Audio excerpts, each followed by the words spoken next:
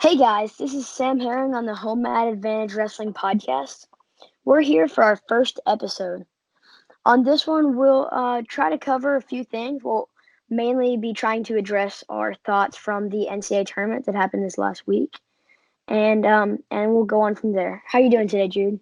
I'm doing fantastic. But I would like to remind our listeners, please send us questions to our email.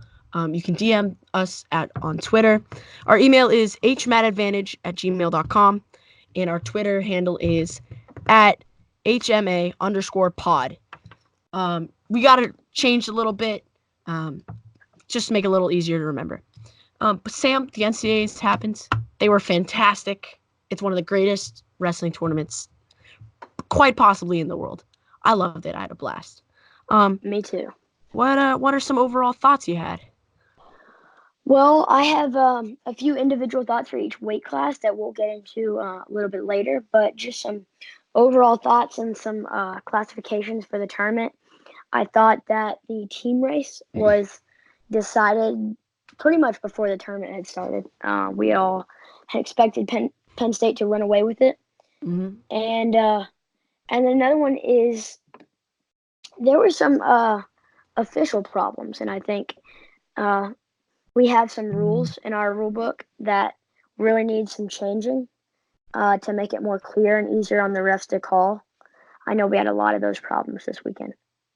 Yeah, I was kind of disappointed with the refereeing. It was not it was not it wasn't it wasn't consistent. The refereeing wasn't Exactly. consistent. And Exactly.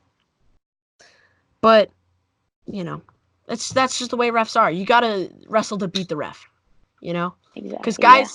guys going into the national tournament or the state tournament, whatever it may be, there's two guys. There's two types of guys. There's guys um who are going to win and they're going to dominate. And there's guys who are just looking for an excuse to lose. And Hmm. that's in every tournament. That's where you're going to see it. So Yeah. don't let the refs be your excuse. Don't let them to be your excuse to lose. Um, let's start at 125. Spencer Lee. Let's do it. He's He's back. back. He's bad. He um he kind of dominated basically everybody. He didn't have a single close match. Even his finals was 5-0. Um, what do you think about that? Um, you know, I was kind of on the opposite side of everybody else. I decided after last year, kind of what everybody's deciding this year is I'm never going to pick against Spencer because I did that last year, and I was really sad because he Well, destroyed everybody. I mean And it's what happened so with Chenzo. Everyone's exactly. like not picking against Chenzo again, but then Makai Lewis really showed us up. Yes, But he did. continue. Yeah. So I had made that decision that I wasn't going to pick against him, and this year I knew that he'd probably be back, and I was really hoping. I'm a big Spencer Lee fan, and I was really wanting him to show up and dominate or give his full potential at the tournament. And I'm glad he did because he is so fun to watch when he's at 100%. Oh yeah. At one point, did you think he was gonna win the entire thing? Well, again, I had picked him to win, but when I was convinced that I really felt like he was looking great this weekend was his quarterfinal matchup against Sean Russell. Yeah, And me too. this is a guy that he's wrestled some close matches.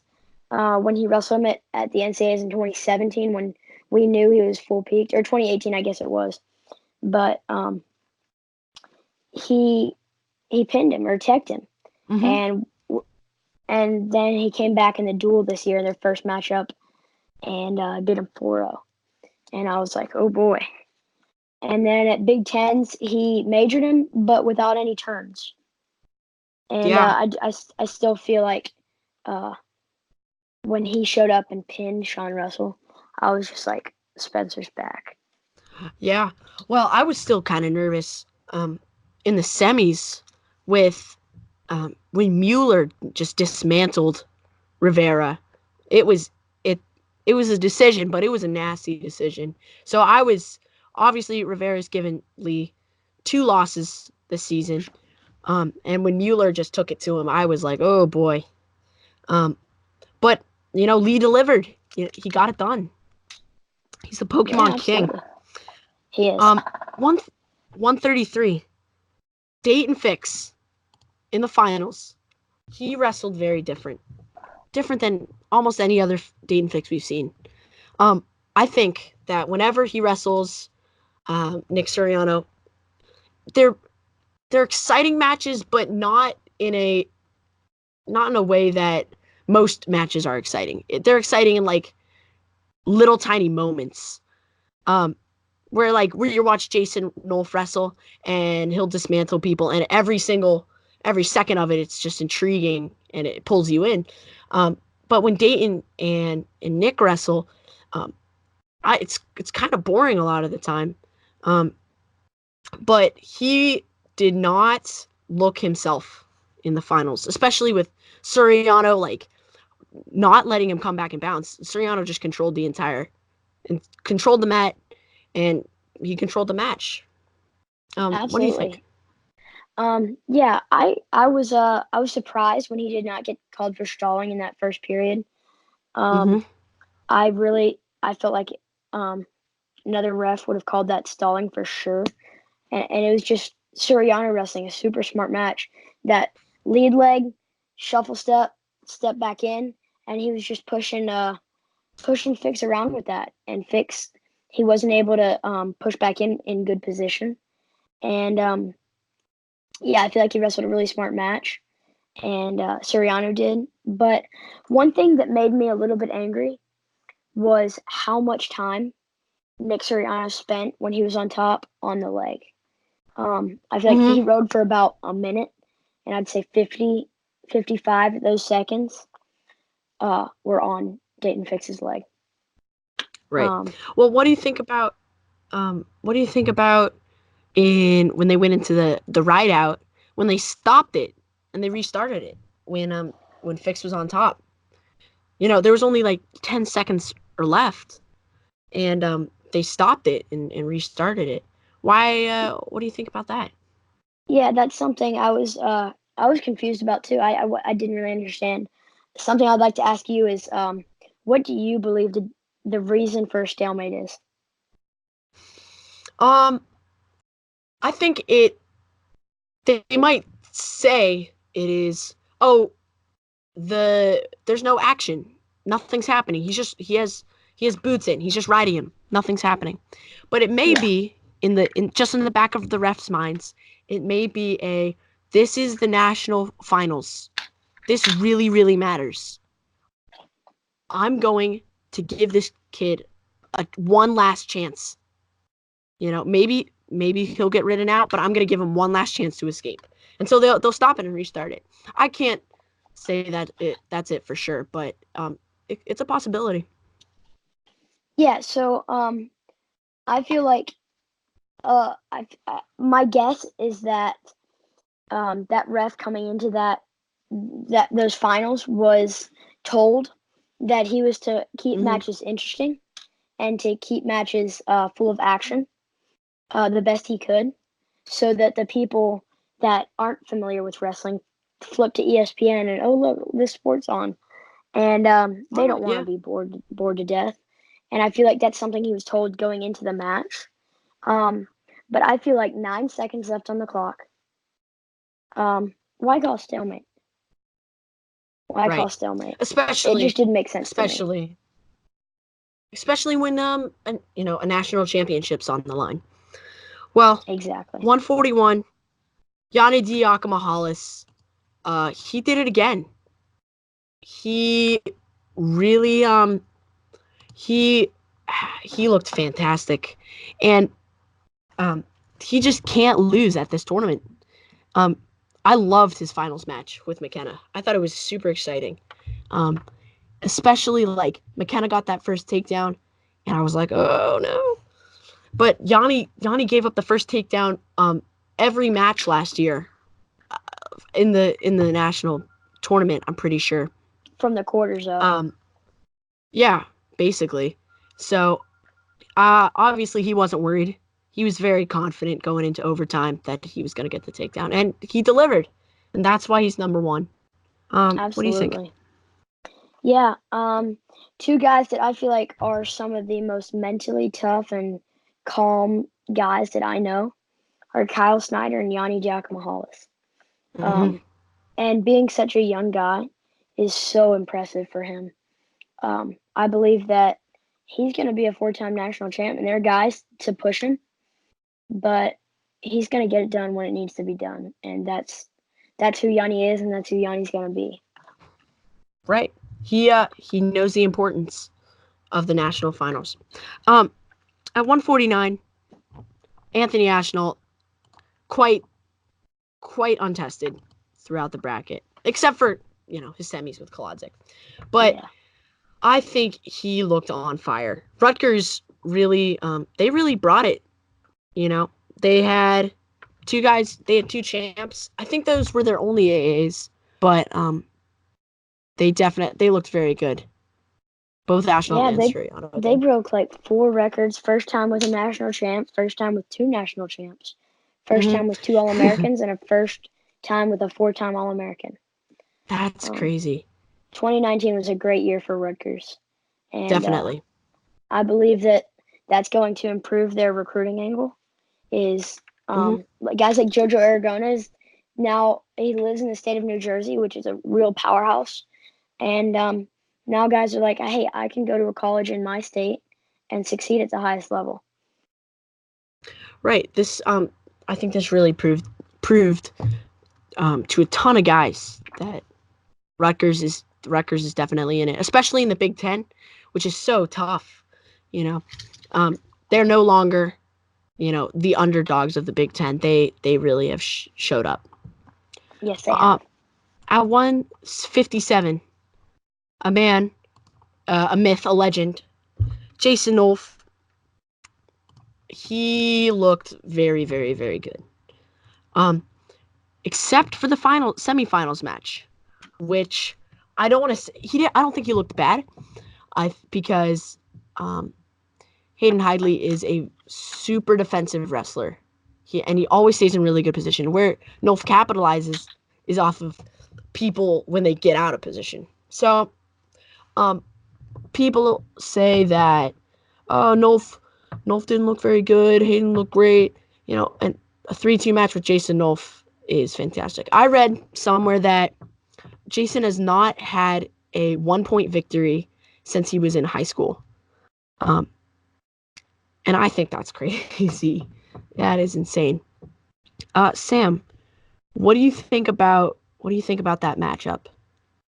Yeah, I've never heard that that Nolf hadn't had a 1-point victory since high school. That's absolutely insane. I would like to know the last person to ever do that. Mm-hmm. Cale Sanderson had a 1-point match, I believe, with Daniel Cormier his senior year. In the finals, probably. Yeah, but yeah. So, who do you think has given Nolf the toughest match this year outside of Hayden Hidley, like the closest match? Well, I don't know. So he majored Pantaleo in the duel. It would have to be Berger, right? Well, he majored him in the duel as well, right? I believe so. I was gonna say it's Pantaleo. I think that body type and that style of wrestling where it's just it's great body position, and he kind of blocks him off. It's tough to get in on his legs, powerful hips. Mm-hmm. That's the kind of matchup that does not favor Nolf's style. Mm-hmm. While Nolf will still dominate, and while Nolf will normally still pull out the win, that's the style that will give him the most trouble, I believe. Right, and sorry, continue. So when I see a guy that Nolf goes up and wrestles, and Nolf I'm sure knows that he has to find ways, and I know he's got to be playing around in the room with guys like that to be able to work on how to break that body position and how to get in on those legs. And I think another thing is that in the event that Hayden gets the takedown in the first period, I think Jason's strategy would have changed because a lot of people are like, "Oh, Hayden got robbed." Well, he might have gotten robbed in the first period. That may have been too. But Absolutely. what's for sure is that Jason's strategy would have changed because he's given up the first takedown plenty of times and come back and get the win. So I don't think that giving up the first takedown is a foregone conclusion against Jason Nolf. So absolutely. Let's take a look at 165. Makai Lewis is, in the words of the Wrestling Nomad, apparently if you're a world champion, you're pretty good. And Makai Lewis is definitely pretty good, some would say. What was going through your mind when you locked up the cradle on Joseph? Going through my mind? Mm-hmm. I had actually noticed that in Vincenzo's semifinals against Shields, that his stand-up was definitely a little bit sloppy with his head too close to his knee. And while I wasn't thinking, oh, that might be a danger to him in the finals to get put on his back against Makai Lewis. I did notice it, and I'm not surprised that Makai Lewis was able to capitalize on it. And going through my mind right then was probably Makai Lewis is here. He's arrived. Yeah. Well, my question is, why can't Makai Lewis be taken down? Why is he so hard to be taken down? Again, his body position, but it's not the same kind of style as a guy like Hayden Hidley or Alec Pantaleo. I think it's more like his Jordan Burroughs-esque athleticism, or Jaden Cox. Jaden Cox is a great example, where David Taylor gets in on a single leg, and he can do all this single leg finishing, and Jaden Cox is so athletic. He's not going to be taking it down. I feel like it's kind of that similar athleticism that helps Makai Lewis. Well, at 174, Zahid Valencia did it again. He beat Mark Hall. But why is he so inconsistent? He took losses to Hall, took losses to Lewis. But here he is avenging both of those on the where it really matters. Well, why do you think that is? Yeah, I don't know if you listened to Zeke Jones's interview about that after the match or not, but this is one interview that I really would recommend listening to. It was a really, really awesome interview. But he said that after the NCAA finals last year with Mark Hall, and then he felt like Mark Hall he had surpassed him, and that he had gone on to another level, and he'd left Mark Hall behind, and so going into that duel at Rec Hall, he was overly confident, and he felt like it would be a much, much easier match. Right. With bad preparation, bad training, and that's not where he should have been. Zeke Jones said that was the best thing that could have happened to him.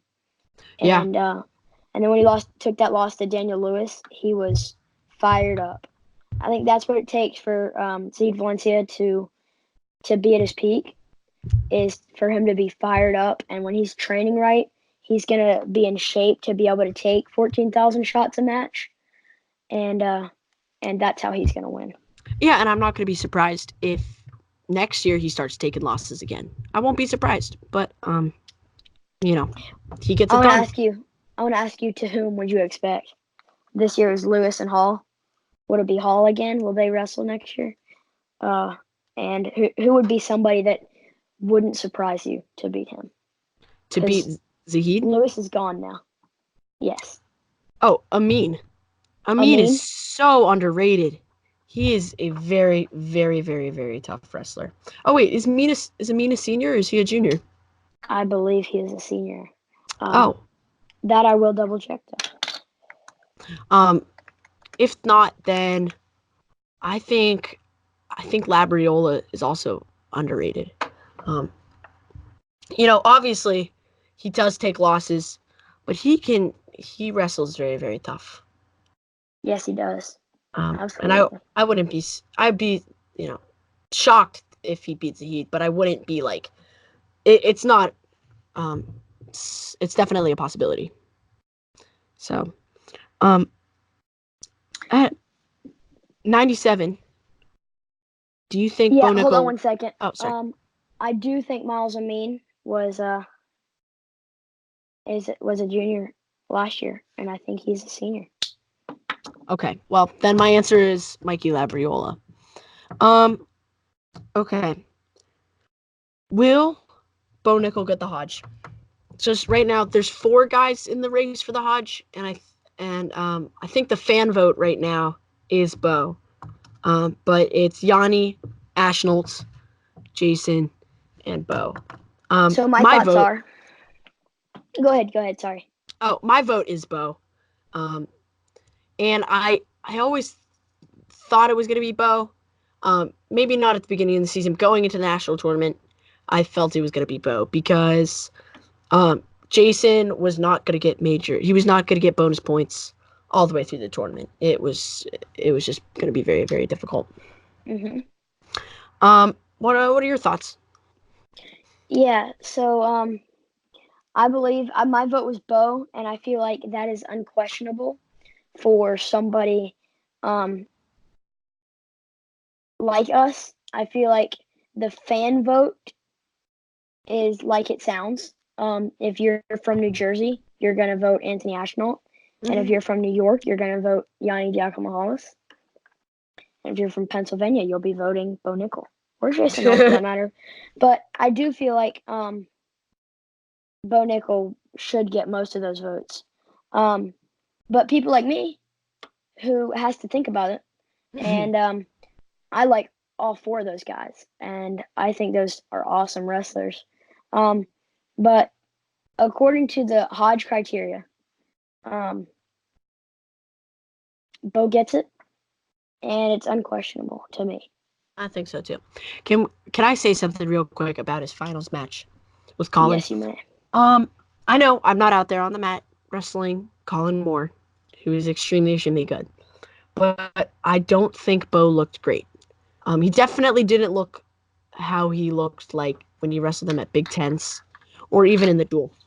I don't think he looked tentative, but I think he looked conservative, and especially, and this kind of irked me, was there's like 20 or 15 seconds left. He has a cradle locked. He already has the 2. For a guy whose entire career was explosive and exciting and he scores points all the time, do you want to be known as the national champion who ended his career with just a locked cradle? Just watching the seconds tick down. So that made me sad. But other than that, I love Bo Nickal. He's come and coached at M2 several times, and he's a great guy. Yeah, absolutely. I have a few thoughts on that Bo Nickal, his cradle and his tentativeness in that finals match. Mm-hmm. There had to be a lot of emotion going into that final match. And a lot of times with that kind of emotion comes less hype like Bo strives on, and less just fired upness, I guess. And I think he was a little bit more like, I want to enjoy this. I agree. And I think when he went out on the mat, the team title was locked up. He was calm and relaxed.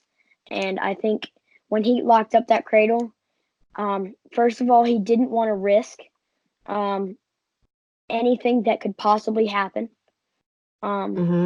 I think that he was watching those seconds tick down for his college career, and I think I don't know this for sure, but maybe if it were me, I would start really enjoying it right there and just being like, this is awesome.